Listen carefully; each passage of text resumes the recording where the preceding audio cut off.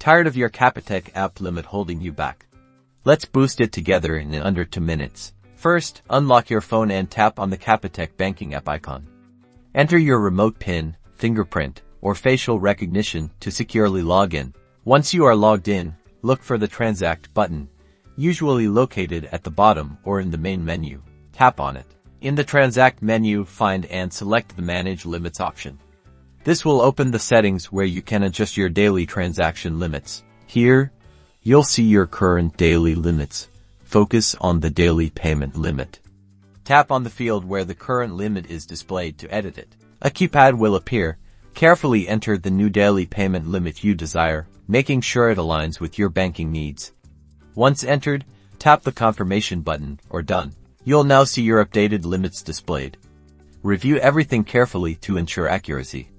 To finalize the change, tap the Approve button.